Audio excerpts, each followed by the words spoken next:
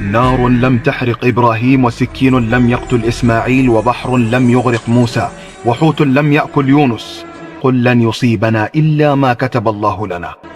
الأمواج الهادئة لا تصنع بحارة جيدين، والسماء الصافية لا تصنع طيارين ماهرين، وكذلك هي الحياة، بدون صعوبات لا تصنع أشخاصا أقوياء. أحيانا نضحك ونحن مهمومون، ليس لأننا عديمو الإحساس، ولكن لأننا نملك أنفاسا جبارة تؤمن بأن بعد العسر يسرا.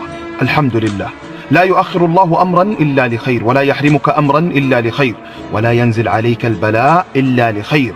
فلا تحزن، فرب الخير لا يأتي إلا بالخير. إن كنت لا تملك شخصا مميزا في حياتك فلا تحزن، فقد تكون أنت الشخص المميز في حياة الكثيرين وأنت لا تعلم. العلاقات كالمنازل، بعضها يستحق الترميم البسيط، وبعضها الهدم وإعادة البناء، والبعض الآخر يجبرنا أن نكتب عليه للبيع بأقل الأسعار.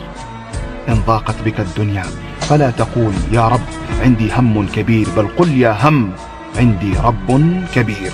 يبقى الماء ماء، سواء قدمته في أكواب من الذهب أو أكواب من الفخار، فكن أنت كالماء الذي لا يتأثر بالمظاهر.